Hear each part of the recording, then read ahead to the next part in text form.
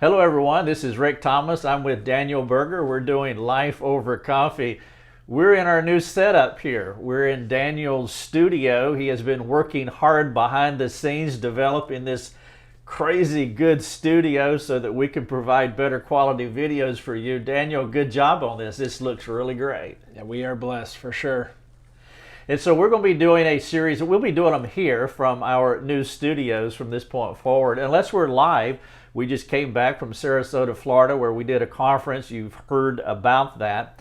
And during that conference, there were several questions that were asked on the topic of suicide. And so as we were thinking about doing this video, it seemed like a no-brainer that we would talk about the idea of suicide. And by the way, Daniel has just published a new book on suicide, and I will have a link to that book in the description of this video. So over the next series of videos, we're going to be talking about suicide. Now, by the way, if you have a question that you want to ask about suicide or maybe some other topic that's on your mind, just put it in the comment section of the video and we will see that. They will make their way to us, and we would love to consider your question and add it. As a matter of fact, I have several questions here that came right from the Hope Conference that we just finished in Sarasota, Florida, and we're going to be working through all of that. So we have a lot of material that we want to cover. But Daniel, we're talking about suicide here, and there's two questions for you. One, you just come out with a book. And then tied to that is, why are we talking about this subject? So why are we talking about it? Why did you write the book? That's two questions asking the same thing. Yeah, I think more and more people are becoming aware that this is a very important discussion that we need to have in our society. Since the pandemic in 2020 began, we've seen a lot of people, I guess an increase really in our population, but that trend really started in about the 1970s. It's gotten worse and worse. And as I discuss in the book, a lot of it has to do with our philosophy behind suicide, which determines our approach to the topic and trying to help people, etc.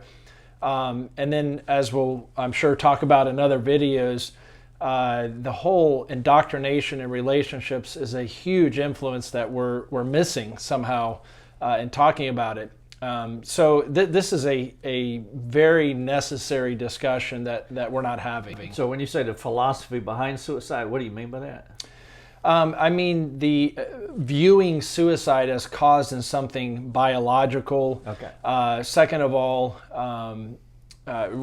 just getting right into it, if you look at the Humanistic Manifesto 1 and 2, so probably a lot of people don't know, humanists have a kind of philosophy, if you would, a manifesto. Right. And it's written by even people like B.F. Skinner, who's a well-known psychologist, John Dewey, another former president of the American Psychology Association, really just transformed the education system to be very humanistic. And so men like this, former Planned Parenthood director, et cetera, they say that suicide should be dignified, so that the taking of life should be something that when people commit suicide, they should be victimized and dignified, rather than saying, as horrible as the death is, and we should eulogize the person, they're almost praised for, they couldn't help this type thing. And so it's looked at as a noble or dignified way of escape. Yeah, so, with Sanger with Planned Parenthood, so they would take that same philosophy then with the abortion of babies. If you dehumanize the individual and then accentuate the value or take away the stigma of taking life, then you can take life. And so there's three categories of abortion: is taking life, euthanasia is taking life, then you take your own life. All of those would roll into that philosophy that you're talking about. Right. And it comes from, the indoctrination that this is not a bad thing. And so people are now enculturated with this mindset. That's right. And I'll add to that too, that if you think about, and this video isn't about transgenderism, but the argument, if you would, in our society is that if I feel a certain way, despite the physicality, the real empirical evidence or genetic structure of who I am, then that should be who I am. So that argument carries over into suicide to some degree. Essentially what humanists are saying is if you want to commit suicide and you find that to be fully human, why not endorse that? Why not dignify that? The problem with that is that we all know in our hearts that goes against God's natural order, His designed order.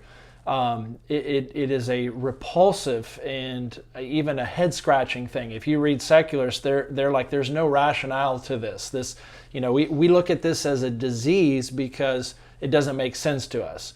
And that's actually a very good caveat, if you would, that anything they can't explain again, and I've mentioned this before, but anything that can't be explained is then listed as a mental disorder, and just recently suicide was then officially listed as a mental disorder, whereas before the argument was that you don't even have to be mentally ill to commit suicide. So I'm trying to get my mind around all of these variables that speak to the same idea, and so the devaluing of human life or the acceptance of suicide, as we have been talking about, that's one, and then categorizing it as a biological mental disorder, that puts you in a victim mindset to where you're helpless against it.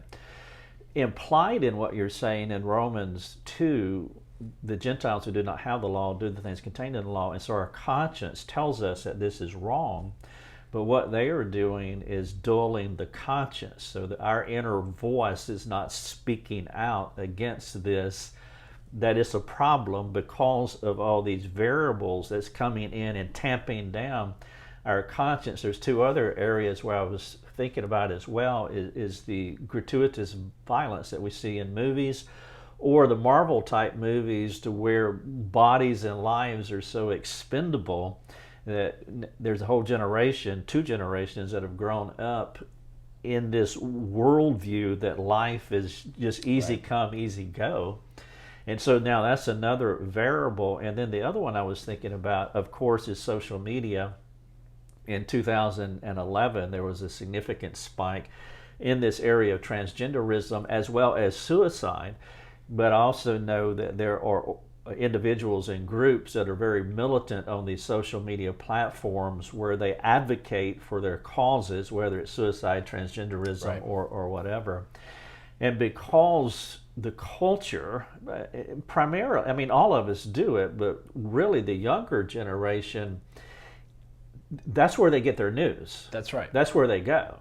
And so you have a culture that's been indoctrinated from a movie perspective. The whole pandemic of social media, they're being affected. You're also told that this is a disorder, so you are a victim to it. And then you have this other side to where they devalue or they have praised the idea that this is a good thing, whether it's abortion, euthanasia, or victim. And so all of this just dulls the conscience and it makes it acceptable. How could there not be a rise in suicide? Right. And adding to that, which will probably require a whole nother video, is the very real effects of psychotropic drugs or prescribed psychiatric drugs. There's another one. So there's multiple levels here, and you touched on one that we'll touch on as probably another video. And that is the indoctrination element. So even a couple of years ago, you talked about the spike in suicides. 13 Reasons Why came out, or 13 Reasons came out in regard to suicide, which we saw an immediate spike directly related to kids watching that. So the constant increase, and it continues to go up, is a huge alarm to us that the current way of thinking about this is not just broken, it's not working. It's actually making things worse. And that's what all the scientific evidence or empirical evidence shows, that this isn't just a tweaking. We have to completely rethink this idea of suicidal ideation. And I hope people don't get hung up on the word ideation. That's just a simple word for thinking. So when we talk about ideations, we're talking about ideas or ways of thinking. Suicide thinking. Yeah. And we were talking before we went on here that there was a suicide. You were telling me it was suicide that just happened at a local school. Another one that happened at a local church here in town. It is happening all the time, and so we're going to wrap up here. But you wrote a book.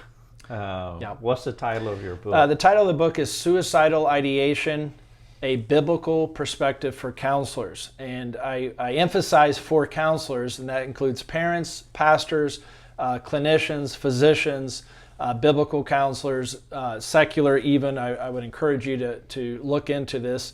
But it's not a book to give to people who are struggling. It's given to helpers to help those who are struggling. Yeah, so there's a link to the book here in the description of the video. And so if you want to get it, go out and get it. But please understand, this is a book that you want to grow in your own understanding of why there's suicide, how you can speak into it carefully and competently, not a book for a person who is thinking about it. So this will be a great book for disciple makers, counselors, people in leadership positions who really want to have a lot of clarity on it. Dad, how many pages are in this book? This one is about 150. All right, so you'll love the book. Suicide Ideation, Suicide Thinking, Ways to Think About It. We're going to do a deeper dive into this subject in the next video, and so stay tuned. Thank you so much for watching. Hope you all have a blessed day.